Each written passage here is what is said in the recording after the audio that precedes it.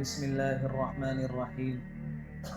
يا أيها الناس كلوا مما في الأرض حلالا طيبا ولا تتبعوا خطوات الشيطان إنه لكم عدو مبين.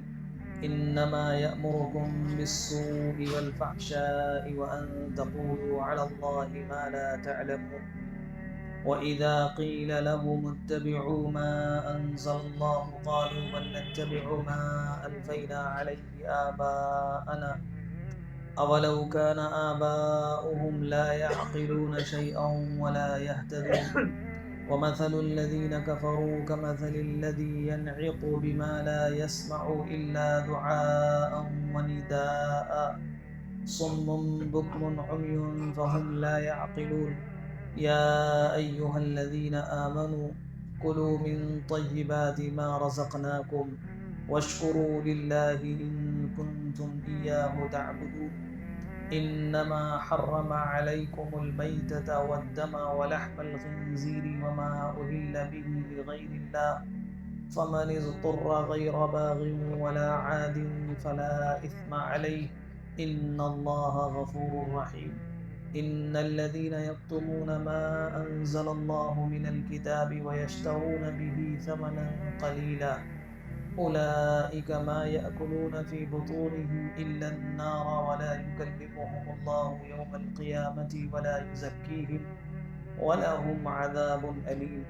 أولئك الذين اشتروا الضلالة بالهدى والعذاب بالمغفرة فما أصبرهم على النار ذلك بأن الله نزل الكتاب بالحق وإن الذين اختلفوا في الكتاب لفي شقاق بعيد.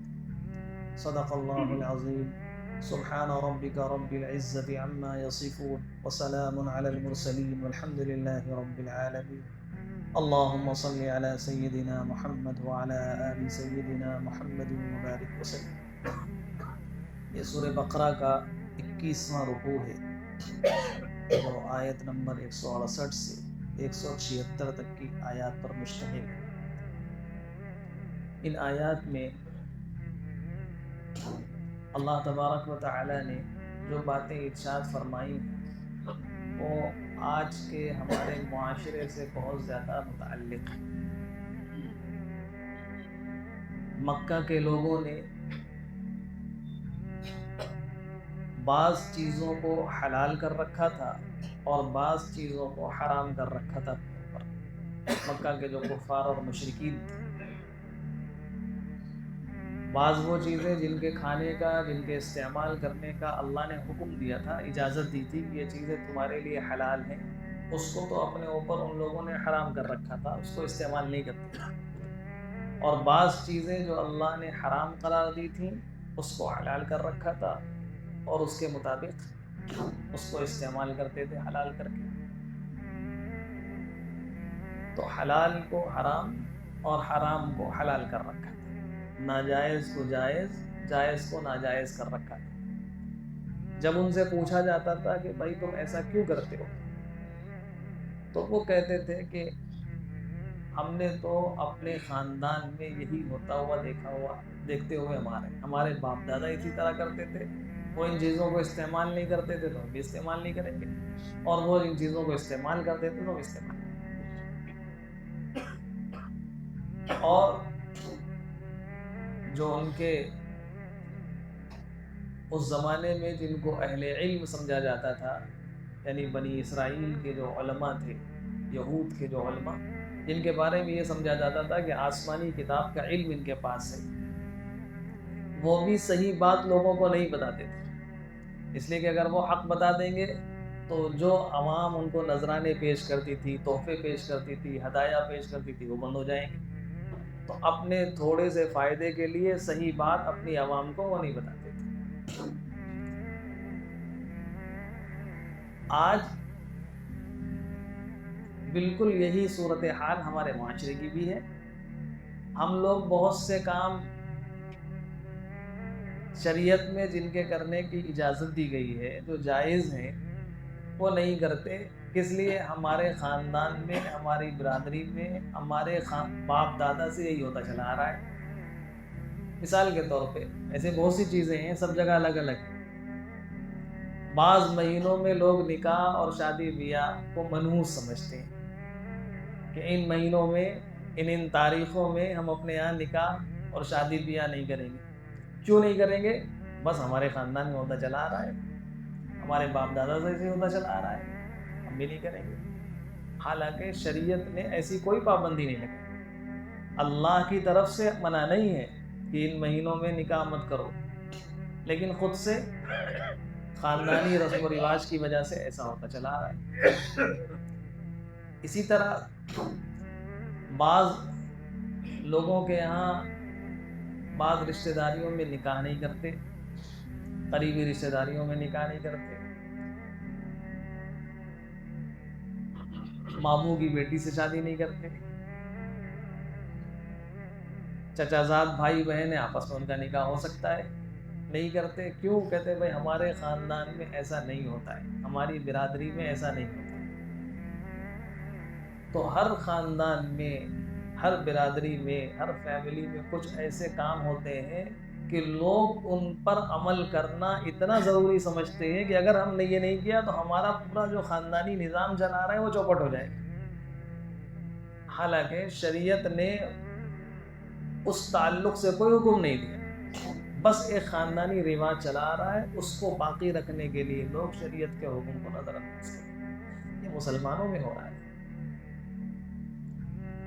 پھر اس طرح کی چیزیں جو اہل علم ہیں، اس زمانے میں بنی اسرائیل کے جو علماء تھے وہ بیان نہیں کرتے۔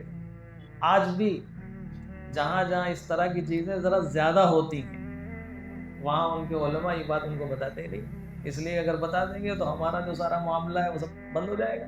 صحیح بات اگر بتا دی تو جو چیزیں پہلے ہوتی تھیں وہی آج بھی شکلیں بدل کر ہو رہی ہیں۔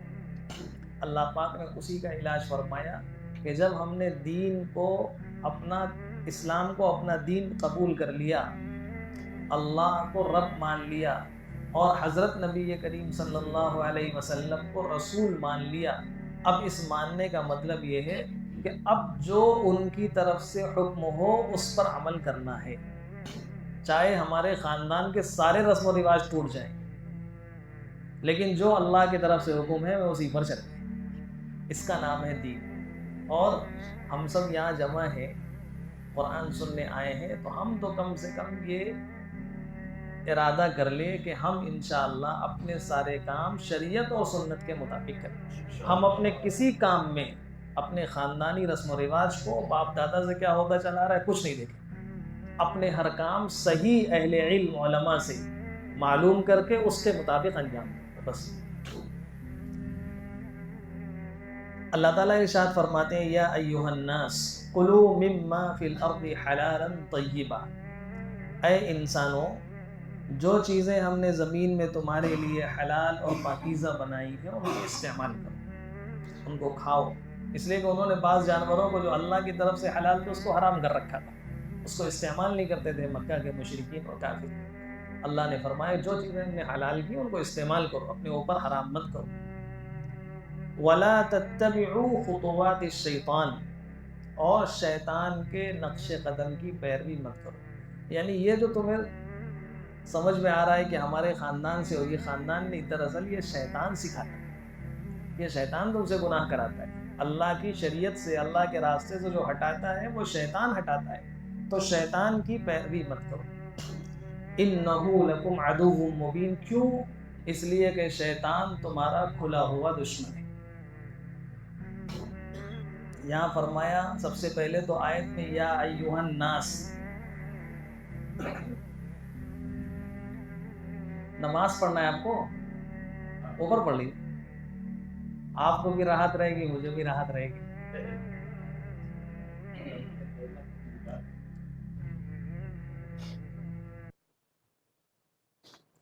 فرمایا یا ایھا الناس، اے لوگوں جو چیزیں ہم نے دنیا میں حلال اور پاکیزہ بنائی ہیں، جائز کی ہیں، ان کو استعمال کرو۔ یا ایھا الناس فرمایا، اس میں اشارہ اس بات کی طرف کہ دنیا میں اللہ تعالیٰ اپنی نعمتیں سب کو دیتے ہیں، چاہے کوئی اللہ کو مانے یا اللہ کا انکار کرے۔ بسا اوقات ہمارے دل میں بات آتی ہے، ذہنوں میں بات آتی ہے کہ جو اللہ کے دشمن ہیں اور ایسے دشمن ہیں کہ دین کو ختم کرنے کی کوششیں کر رہے ہیں، مساجد کو توڑ رہے ہیں، ان کے منصوبے بنا رہے ہیں، پھر اللہ تعالیٰ ان کو دنیا کی بڑی بڑی نعمتیں اور عہدے کیوں عطا فرما دیتے ہیں؟ اللہ نے دنیا کا نظام ہی ایسا بنایا ہے۔ اللہ تعالیٰ نے دنیا کی نعمتیں سب کے لیے عام کر رکھی ہیں، جو محنت اور کوشش کرے گا اس کو وہ حاصل کر لے گا۔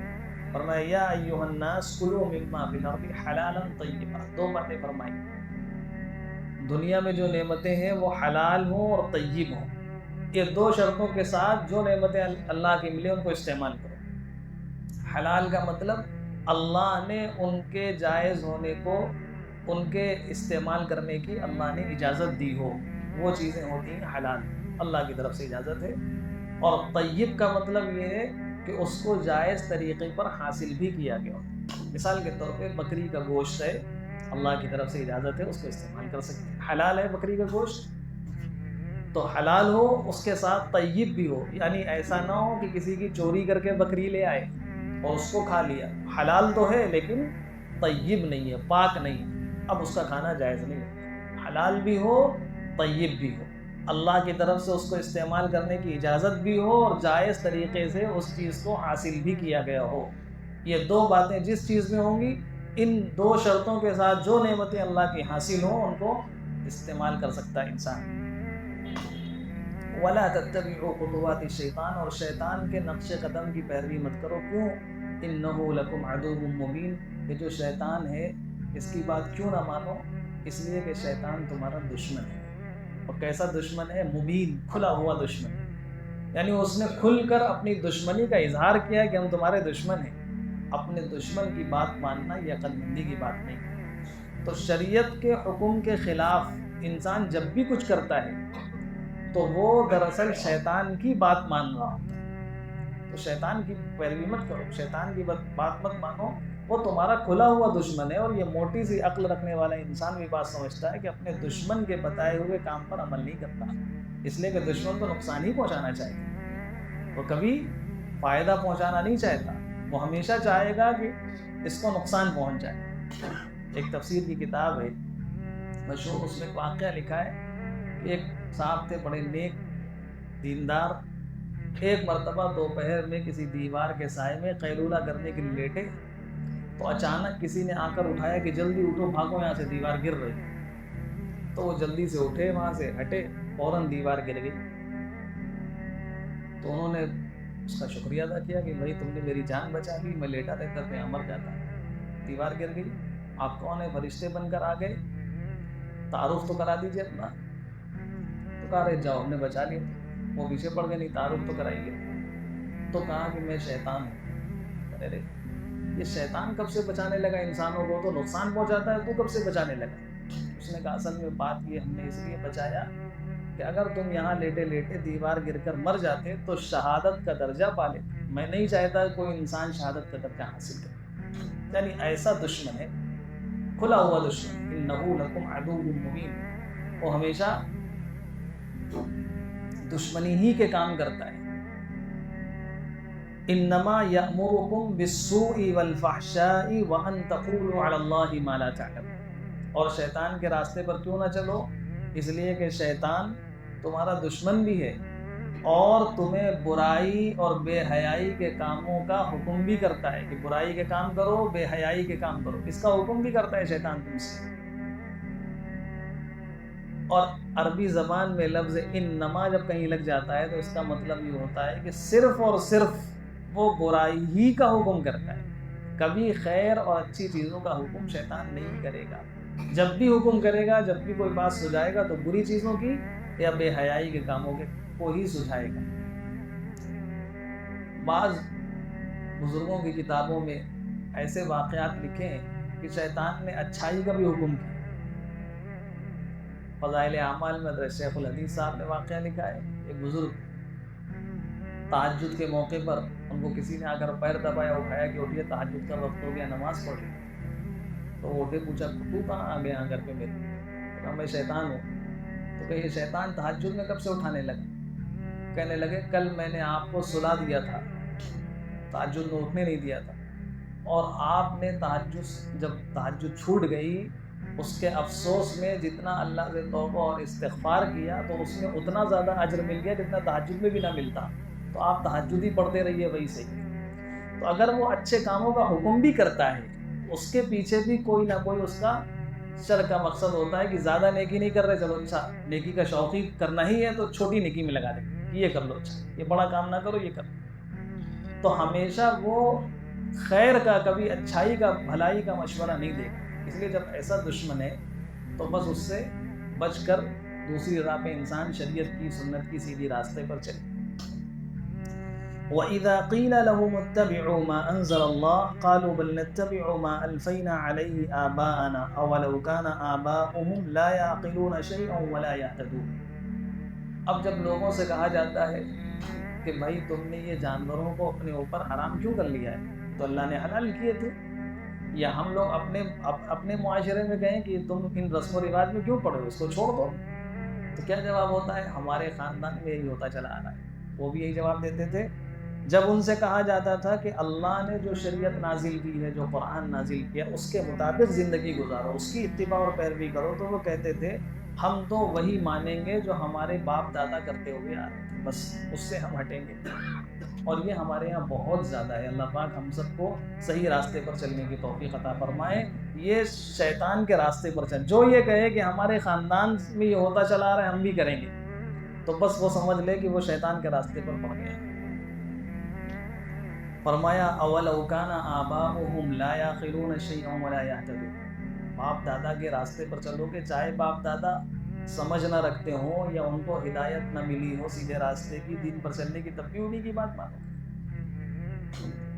یعنی اگر باپ دادا کا کوئی کام ایسا ہے جو شریعت اور سنت کے مطابق ہے, جو اچھا ہے, وہ انسان کہے کہ بھائی ہمارے خاندان میں یہ چیزیں ہوتی چلی آ رہی ہیں اس لیے ہم بھی اسی پر عمل کریں گے, اور وہ کام شریعت اور سنت کے مطابق ہے, تب تو بہت اچھی بات ہے کہ شریعت اور سنت کے مطابق اس پر بھی عمل ہے, اور خاندانی ایک چیز چلی آ رہی ہے اچھی, اس پر بھی عمل ہے. یہ تو شریعت میں مطلوب ہے. حضرت یوسف علیہ السلام نے مصر کی جیل میں جیل کے قیدیوں سے کہا تھا وَاتَّبَعْتُ مِلَّةَ آبَائِي إِبْرَاهِيمَ وَإِسْحَاقَ وَيَعْقُوبَ. میں تو اس راستے پر چلتا ہوں جس پر ہمارے باپ دادا چلا کرتے تھے. کون باپ دادا تھے؟ حضرت ابراہیم علیہ السلام, حضرت اسحاق علیہ السلام, حضرت یعقوب. یہ نبیوں والا راستہ تھا. باپ دادا جو تھے وہ پیغمبر تھے, لہذا ان کے راستے پر ہم چلنا یہ تو شریعت میں مطلوب ہے. باپ دادا اگر اچھائی کے راستے پر ہوں, عالم ہوں, بزرگ ہوں, نیک ہوں, نیکی کے راستے پر چلنے کی بچوں کو ترغیب دی ہو, بچے اس راستے پر چلتے نا. پھر کوئی کہے کہ بھائی راستہ چینج کر دو, تو وہ کہیں گے نہیں ہم تو اپنے خاندان کے بزرگوں نے ہمیں جو راستہ دکھایا ہے ہم اسی پر چلیں گے. لیکن اگر باپ دادا ایسے نہ ہوں, انہوں نے ناسمجھی سے کوئی کام شروع کیا ہو, تو پھر انسان اسی پر چلتا رہے, پھر وہ شیطان کا راستہ ہے. وَمَثَلُ الَّذِينَ كَفَرُوا كَمَثَلِ الَّذِي يَنْعِقُ بِمَا لَا يَسْمَعُ إِلَّا دُعَاءً وَنِدَاءً صُمٌّ بُكْمٌ عُمْيٌ فَهُمْ لَا يَعْقِلُونَ. اب جو لوگ اس طرح سے کرتے ہیں ان کی مثال اللہ تعالیٰ نے فرمائی کہ یہ جیسے جانور ہیں. جانور سے اس کے سامنے کوئی جا کر کچھ کہے, کوئی بھی چیز کہے, جانور کو سمجھ میں کچھ نہیں آئے گا, وہ تو سوچے گا کچھ آوازیں کان میں آ رہی ہیں بس. ایسے ہی جو لوگ اپنے خاندانی روش سے, رسم و رواج سے نہیں ہٹتے, وہ دراصل جانور ہیں. وَمَثَلُ الَّذِينَ كَفَرُوا كَمَثَلِ الَّذِي يَنْعِقُ بِمَا لَا يَسْمَعُ إِلَّا دُعَاءً وَنِدَاءً.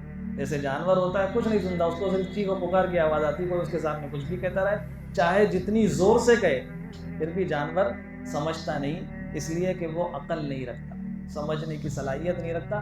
ایسے ہی بعض انسان بھی جانور بن جاتے ہیں, عقل ہونے کے باوجود وہ اندھے بہرے گونگے بن جاتے ہیں, نہ سنتے ہیں صحیح, نہ دیکھتے ہیں صحیح, نہ صحیح حق بات بولتے ہیں, اور نہ عقل کا استعمال کرتے ہیں, بس جو ہوتا چلا رہا ہے اسی پر چلتے رہتے ہیں. یا ایھا الذین آمنوا کلوا من طیبات ما رزقناکم واشکروا للہ ان کنتم ایاہ تعبدون. اللہ تعالیٰ فرما رہے ہیں کہ اے ایمان والوں, جو پاکیزہ چیزیں ہم نے تمہیں دے رکھی ہیں اس کو استعمال کرو, کھاؤ, اور اللہ کا شکر ادا کرو. ان کنتم ایاہ تعبدون, اگر تم اللہ ہی کے بندے بن کر زندگی گزارنا چاہتے ہو, اللہ کی عبادت کرنا چاہتے ہو, تو پھر اللہ کی پاکیزہ چیزیں جتنی جائز, اللہ تعالیٰ نے جو چیزیں جائز قرار دی ہیں ان کو کھاؤ، استعمال کرو اور اللہ کا شکر ادا کرو۔ کلو کا مطلب صرف کھانا ہی نہیں، یعنی جو جائز چیزیں ہیں، جو کام اللہ نے کرنے کے لیے بتائے ہیں ان کو کرو، ان سے اپنے آپ کو روکو مت، صرف اس وجہ سے کہ ہمارے یہاں ایسا ہوتا چلا آ رہا ہے۔ اور کھانے پینے کی چیزوں کے بارے میں بھی جو پاکیزہ چیزیں اللہ نے عطا فرمائی ہیں ان کو کھاؤ۔ یہ کھانے کا حکم نہیں ہے کہ جتنی بھی پاکیزہ چیزیں اللہ نے دی ہیں سب کھا جاؤ، بلکہ اجازت ہے کہ یہ پاکیزہ چیزیں جو اللہ نے دی ہیں ان کو جب ضرورت ہو آپ استعمال کیجئے، کھائیے، اور ضرورت نہ ہو تو آپ مت کھائیے۔ ایسا نہ ہو کہ جو چیزیں اللہ نے دے دی، 1 کلو گوشت بھجوا دیا تو پورا کھا گئے، بیمار ہو گئے، ایسا نہیں۔ یعنی جتنی چیزیں اللہ نے جو نعمتیں دی ہیں اس میں جتنے آپ کو استعمال کرنے کی ضرورت ہو اتنی چیزیں آپ استعمال کر سکتے ہیں۔ اس کے استعمال سے اپنے آپ کو روکیے مت یہ سمجھ کر کہ یہ چیزیں جو کہ ہمارے یہاں ہوتی نہیں اس لیے ہم نہیں کرتے۔ وَاشْكُرُوا لِلَّهِ، اور اللہ کا شکر ادا کیجیے۔ اسی لیے رسول اللہ صلی اللہ علیہ وسلم نے دعا سکھائی ہے کہ کھانے کے بعد اللہ کا رزق استعمال کیا، کھایا، اس کے بعد کیا دعا کرو؟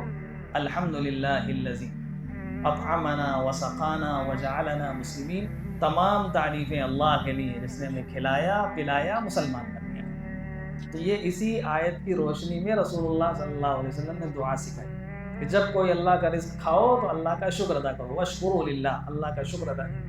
اسی سے یہ بات بھی معلوم ہے کہ دین اسلام میں اللہ کا شکر گزار بندہ بننے کے لیے، اللہ کا پسندیدہ بندہ بننے کے لیے نعمتوں کو چھڑوایا نہیں جاتا، بلکہ اللہ کی نعمتوں کو استعمال کرتے کرتے انسان اللہ کا شکر گزار بندہ، اللہ کا محبوب بندہ بن سکتا ہے۔ دنیا میں بعض مذاہب میں ایسا ہوتا ہے کہ اگر اس انسان کو اپنے پیدا کرنے والے سے قریب ہونا ہے، تقرب حاصل کرنا ہے، تو سب کچھ چھوڑ دو، اچھا لباس مت پہنو، اچھے کھانے مت کھاؤ، شادی بیاہ نہ کرو، بیوی بچے مت، ان کا جھنجٹ مت رکھو، کچھ نہ کرو، بالکل تنہا اور عام زندگی گزارو، ساری چیزیں چھوڑ کر، تب پہنچ پاؤ گے بڑے درجے پر۔ لیکن دین اسلام کہتا ہے کہ ساری چیزیں اللہ کی جتنی نعمتیں سب استعمال کرو، لیکن بس اللہ کے شکر گزار بندے اور عبادت اسی کرتے رہو، ان نعمتوں کے ساتھ اللہ سے قریب، اللہ کا تقرب حاصل ہو جائے گا۔ انما حرم علیکم المیتۃ والدم ولحم الخنزیر وما اہل به لغیر اللہ فمن اضطر غیر باغ ولا عاد فلا اثم علیہ ان اللہ غفور رحیم۔ پھر فرمایا کہ جیسے انہوں نے بعض حلال چیزوں کو حرام کر رکھا تھا مکہ کے لوگوں نے، ایسا ہی بعض حرام چیزوں کو جائز کر رکھا تھا، اللہ نے ان سے منع کیا تھا، اس کو استعمال کرتے تھے، اس کو کھاتے تھے۔ اللہ تعالیٰ نے مردار کو حرام کیا تھا، مردار کھا لیتے تھے، خون کو حرام کیا تھا، اس کو استعمال کر لیتے تھے، خنزیر کے گوشت کو حرام کیا تھا، اس کو استعمال کر لیتے تھے۔ تو حرام چیزوں کو تو حلال بنا لیا تھا، اس کو کھاتے تھے، جن چیزوں سے منع کیا تھا وہ کرتے تھے، اور جو کرنے کا حکم دیا تھا وہ نہیں کرتے تھے۔ آج بھی ہمارے معاشرے میں ہمارے یہاں کتنے کام ایسے ہوتے ہیں جو اللہ کے کرنے کے حکم ہے، جو کام کرنے کے لیے کہا گیا ہے وہ نہیں کرتے۔ نماز جیسی چیز ضروری وہ نہیں پڑھتے، اور جو چیزیں نہیں کرنی چاہیے وہ نہ جانے کیا کیا کرتے۔ اور جو جاننے والے لوگ ہیں، اہل علم علماء ہیں، وہ منع بھی نہیں کرتے کہ بھئی یہ تم کیا کر رہے ہو، صحیح کام کرو، شریعت و سنت کے مطابق زندگی گزارو۔ تو فرمائی یہ چیزیں اللہ نے تمہارے اوپر حرام کی تھی، مردار حرام کیا تھا، خون حرام کیا تھا، خنزیر کا گوشت حرام کیا تھا، اور جو چیزیں غیر اللہ کے لیے ذبح کر دی جائیں، اللہ کے علاوہ کسی اور کے لیے ذبح کر دی جائیں، اللہ کے نام کسی اور کو خوش کرنے کے لیے، ان کے گوشت کو بھی حرام کیا تھا اللہ نے۔ اور وہ ایسا کرتے تھے، دوسروں کے لیے چیزوں کو ذبح بھی کرتے تھے، پھر اس کو شوق سے تبرک بنا کر تقسیم کر کے کھاتے تھے، یہ فلاں کے لیے ذبح کیا گیا ہے۔ ان ساری چیزوں کو اللہ نے حرام کیا۔ مردار کہتے ہیں جو بغیر شرعی ذبح کے جانور خود سے مر جائے، یا کسی ایسی چیز سے مر جائے جو دھاردار ہتھیار نہ ہو، مثلا کوئی جانور ہے اوپر سے گر کے مر جائے یا بیماری سے مر جائے، تو وہ جانور حرام ہو جاتا ہے، اس جانور کا گوشت استعمال نہیں کر سکتا۔ اسی طرح کوئی ایسی چیز، گولی مار کے شکار کیا گیا، گولی بندوق کے ذریعے سے کسی جانور کا، تو اب بندوق کے ذریعے سے اگر کسی جانور کا شکار کیا گیا اور جانور مر گیا، اس کا گوشت بھی حرام ہو جاتا ہے۔ ہاں جو ہتھیار ایسے ہوں جن میں دھار ہو، جیسے تیر ہوتا ہے، تیر پھینکا بسم اللہ کر کے کسی جانور کے اوپر، وہ جانور کے پڑا اور جانور مر گیا، اس جانور کا گوشت حلال ہے، اس کو کھا سکتے۔ ایسے ہی مردار جانوروں میں 2 مردار ایسے ہیں جن کو مرنے کے بعد خود سے مر گئے، پانی سے نکالا اس کو، مچھلی مر گئی، تو وہ مردار مچھلی بھی کھانا جائز ہے۔ آپ پانی میں پڑے اگر مچھلی مر جائے اور الٹی ہو جائے اس کو کھانا تو جائز نہیں ہے، لیکن پانی سے نکالا اس کو اور وہ مچھلی مر گئی، ظاہر سی بات ہے مری جائے گی پانی کے بغیر، تو یہ مردار مچھلی اور ایک مردار ہے ٹڈی، یہ 2 مردار اللہ تعالیٰ نے شریعت میں اس کو حلال کیا ہے، باقی سارے مردار حرام۔ ایسے ہی خون ہے، کلیجی، یہ بھی دراصل جمع ہوا خون ہوتا ہے، سارے خون حرام ہے لیکن 2 خون حلال ہیں، کلیجی اور تلی، یہ بھی دراصل جمع ہوا خون ہے، یہ دونوں شریعت میں ان کو حلال قرار دیا گیا ہے۔ اور خنزیر کا جو گوشت ہے، خنزیر کا صرف گوشت نہیں بلکہ ساری چیزیں، اس کے بال، اس کی ہڈی، اس کی ساری چیزیں حرام ہیں۔ آج کل بہت سے کاروباری حضرات اس کا خیال نہیں کرتے، بہت سی چیزیں چونکہ دنیا کو یہ معلوم ہے کہ انسان جتنا حرام چیزیں استعمال کرے گا اتنا اللہ کی نگاہ سے دور ہوتا چلا جائے گا۔ جتنا فرمایا کہ اگر ایک لقمہ حرام کا پیٹ کے اندر چلا گیا تو 40 دن تک کوئی عبادت قبول نہیں ہوتی، 40 دن تک، حدیث پاک۔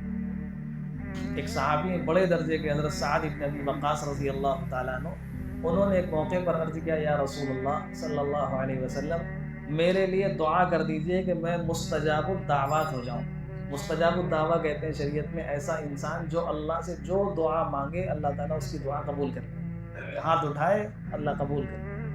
تو کہا کہ میرے لیے دعا کر دیجئے کہ میں مستجاب الدعوہ ہو جاؤں، تو رسول اللہ صلی اللہ علیہ وسلم نے دعا نہیں فرمائی، مستجاب الدعوہ ہونے کا عمل بتا دیا، کہا ایک کام کر لو مستجاب الدعوہ ہو جاؤ، صرف ایک کام۔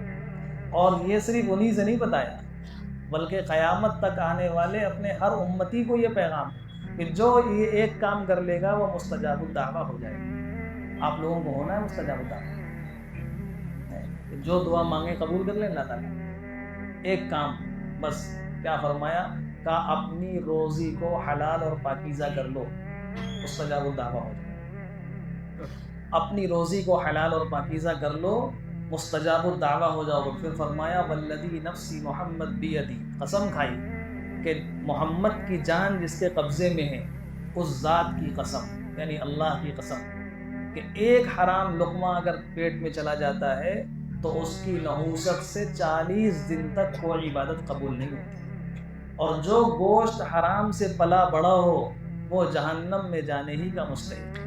ایک اور روایت میں فرمایا کسی انسان نے کپڑا خریدا اور وہ کپڑا 10 درہم کا خریدا، اس میں 9 درہم حلال استعمال کیے، 1 درہم حرام کا لگا دیا، شامل کر دیا، تو وہ کپڑا بدن میں جب تک رہے گا کوئی عبادت قبول نہیں۔ وہ کپڑا پہن کر انسان نماز پڑھے گا، نماز قبول نہیں، سفر کر کے جائے گا حج کرنے، بیت اللہ کا طواف کرے گا، رمی کرے گا، عرفات کے میدان جائے گا، لیکن وہ حرام کا لباس جس میں حرام کا تھوڑا سا مال ملا ہوا ہے تو اس کا وہ حج قابل قبول نہیں۔ روضہ اطہر پہ جا کے صلاۃ و سلام پڑھے گا، اس کا صلاۃ و سلام مقبول ہے، یعنی جب تک وہ حرام کپڑا بدن پر ہے عبادت مقبول نہیں۔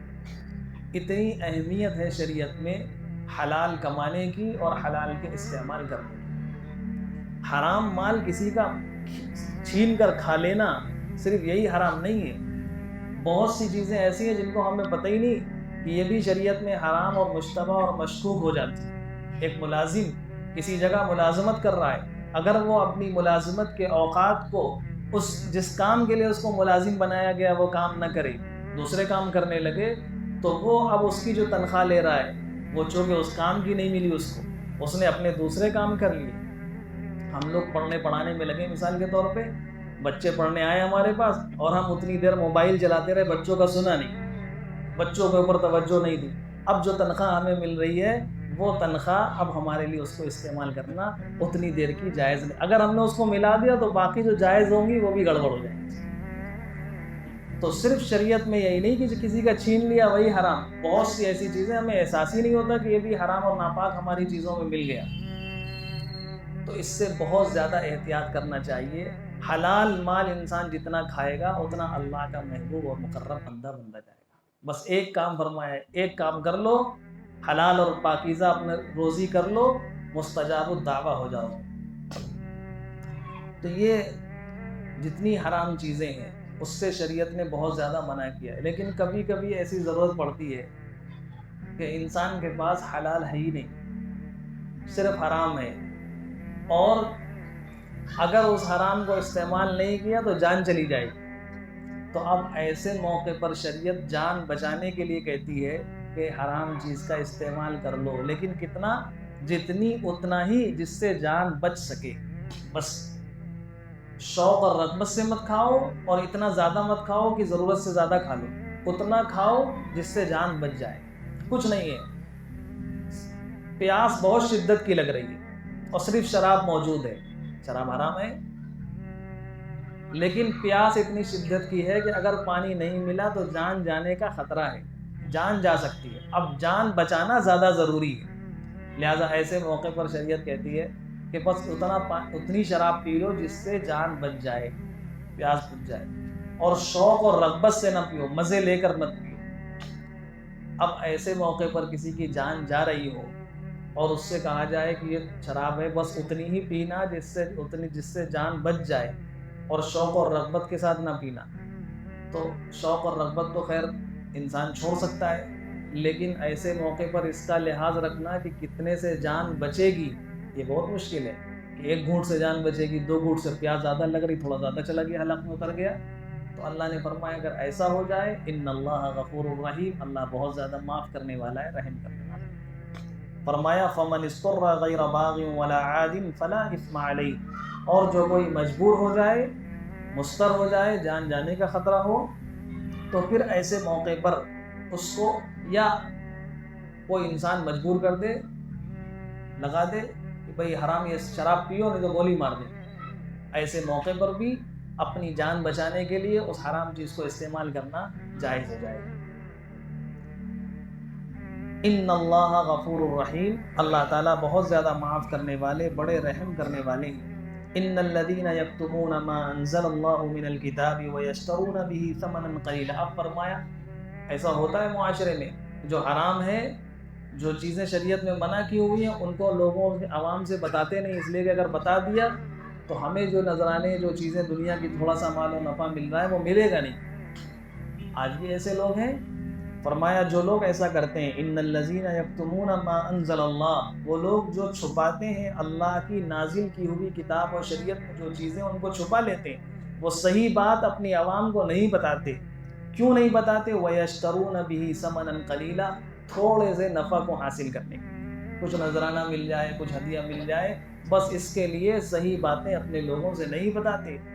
یہ کیا کر رہے ہیں؟ اولئک ما یأکلون فی بطونہم الا النار، یہ وہ تھوڑا سا مال نہیں کھا رہے، وہ دراصل اپنے پیٹ میں آگ ڈال رہے ہیں، آگ بھر رہے ہیں، جہنم میں جا کر جلیں گے ایسے لوگ. ولا یکلمہم اللہ یوم القیامۃ ولا یزکیہم، اور اللہ تعالیٰ قیامت کے دن ایسے لوگوں سے نہ بات کرے گا اور نہ ان کو پاک اور صاف کرے گا. یہ خود اتنی بڑی سزا ہے قیامت کے دن ہوگی، جن سے کہہ دیا جائے گا کہ اللہ سے تمہاری کوئی بات چیت نہیں ہے. یہ خود بہت بڑی سزا ہے. وَلَهُمْ عَذَابٌ عَلِيمٌ، اور اللہ تعالیٰ ان کو دردناک سزا عطا فرمائے. أُولَئِكَ الَّذِينَ اشْتَرَوُا الضَّلَالَةَ بِالْهُدَى وَالْعَذَابَ بِالْمَغْفِرَةِ فَمَا أَصْبَرَهُمْ عَلَى النَّارِ، اور جو لوگ، یہی لوگ ہیں جنہوں نے خرید لیا گمراہی کو ہدایت کے بدلے اور عذاب کو مغفرت کے بدلے، اور یہ جہنم پر جانے کے لیے کیسے بالکل پوری طرح تیار ہیں. یعنی جاننے کے باوجود، جو اہل علم ہیں، علماء ہیں، ان کو پتہ ہے کہ ہم غلط بات بتا رہے ہیں یا ہماری عوام غلط کام کر رہی ہے، ہم ان کو نہیں روک رہے ہیں صرف اپنے تھوڑے سے نفع کے لیے کہ اگر ہم نے منع کیا ناراض ہو جائیں گے، ہم سے ناراض ہو گئے تو پھر نکاح نہیں پڑھوائیں گے، ہم سے ناراض ہو گئے تو پھر بریانی پکوائیں گے تو اس میں دعوت نہیں کریں گے ہماری، اپنے ولیمے میں نہیں بلائیں گے، تو ان کو کرنے دو، اپنا تھوڑا سا نفع باقی رکھنے. جاننے کے باوجود منع نہیں کرتے. یہ لوگ کتنے جہنم میں جانے کے لیے کتنے یعنی دل سے بالکل تیار ہے، ٹھیک ہے جہنم میں چل جائیں گے لیکن یہ تھوڑا سا دنیا کا نفع حاصل ہونا چاہیے. یعنی حیرت کے ساتھ اللہ نے فرمایا فما اصبرهم علی النار، ایسے تیار ہیں جہنم میں جا کر جلنے کے لیے. یہ ہو رہا ہے ہمارا کہ نہیں ہو رہا؟ اللہ تعالی ہم سب کو، ہمارا شمار بھی چھوٹے مدرسے میں پڑھے، دین کا علم حاصل کیا، تو کہیں ایسا نہ ہو اللہ تعالیٰ مجھے بھی ان لوگوں میں شامل فرما. اللہ ہماری حفاظت فرمائے اور ہم سب کی ایسے لوگوں سے حفاظت فرمائے جو ہمیں صحیح بات نہ بتائیں، ہماری غلط کاموں پر ہمیں روک ٹوک نہ کریں.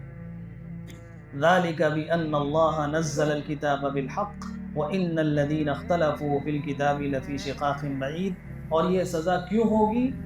اس لیے کہ اللہ تعالیٰ نے حق بات کے ساتھ کتاب میں قرآن نازل کر دیا ہے. قرآن میں ساری باتیں لکھی ہیں، اس کے باوجود جب صحیح بات نہیں بتا رہے تو اللہ کی طرف سے یہ سخت سزا اور عذاب ہوگا ان کو. وَإِنَّ الَّذِينَ اخْتَلَفُوا فِي الْكِتَابِ لَفِي شِقَاقٍ بَعِيدٍ. اور ایسے ہی لوگ بس اختلاف کی وجہ سے، آپسی اختلاف کی وجہ سے یہ بہت دور چلے گئے شریعت سے، اختلاف میں پڑ گئے اور شریعت سے بہت دور ہو گئے. اللہ تعالیٰ ہم سب کی حفاظت فرمائے. جو چیزیں شریعت میں حلال اور جائز ہیں ان کو کرنے کی توفیق عطا فرمائے. دیکھیے ظاہر سی بات ہے، ہم شریعت کی ساری جائز چیزوں کو ضروری نہیں کہ عملی طور سے اس کو کریں، لیکن کم سے کم جو جائز ہیں ان کو جائز سمجھنا، یہ جائز ہے. ساری زندگی کوئی انسان بکری کا گوشت نہ کھائے، یعنی یا تو اس کو ملے ہی نہ، حاصل ہی نہ ہو، اتنا پیسہ ہی نہیں کہ بکری کا گوشت خرید سکے، یا اس کو طبعی طور پہ زیادہ پسند نہیں گوشت کھانا، وہ سبزیاں زیادہ پسند کرتا ہے، تو قیامت کے دن پوچھ نہیں ہوگی بکری گوشت کیوں کھا کر نہیں آیا، اپنے حلال کیا تھا کیوں استعمال نہیں. ہاں اس کو حرام سمجھنا، اس کو ناجائز سمجھنا، یہ شریعت میں منع ہے. تو حلال چیزوں کو حرام سمجھنا، اسی طرح حرام چیزوں کو حلال سمجھنا، بس اس سے اپنے آپ کو بچانا چاہیے. جو گناہ کے کام ہے، کبھی ایسا ہو سکتا ہے بشری تقاضے کے تحت انسان سے گناہ بھی ہو جائیں، انسان ہے، کوئی حرام چیز ہو گئی، ناجائز چیز ہو گئی، اس کو گناہ سمجھ کر اگر کیا ہے تب اتنا نقصان نہیں ہے، کبھی اللہ تعالیٰ توفیق دے دیں گے توبہ کی. اور جب گناہ سمجھ کر کیا ہے تو اس کا مطلب اللہ بھی جانتے ہیں بندہ سمجھ رہا ہے کہ ہم نے غلط کر رہے ہیں. لیکن ناجائز کو، گناہ کو صحیح سمجھ کر کرنا، بلکہ اس سے آگے بڑھ کر دین سمجھ کر کرنا کہ ہمارا دین ہے، ہمارے اسلام کا حصہ، یہ تو انسان کو بہت دور کر دیتا ہے دین اسلام سے. اللہ تعالیٰ ہم سب کو زندگی کی آخری سانس تک صحیح دین اور شریعت پر عمل کی توفیق عطا فرمائے، اور ہمیشہ ایسے لوگوں سے وابستہ رکھے جو ہمیں صحیح دین اور صحیح شریعت بتاتے رہیں، جو ہماری کوتاہیوں پر نہ ٹوکیں، ہماری کمیوں پر نہ ٹوکیں، ہمیں کچھ نہ کہیں جو ہم کرتے رہیں. ایسے لوگوں سے اللہ ہماری اور قیامت تک آنے والی ہماری نسلوں کی حفاظت فرمائے.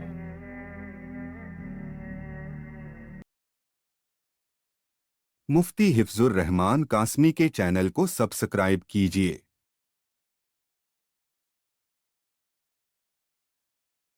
مفتی حفظ الرحمان قاسمی کے چینل کو سبسکرائب کیجیے.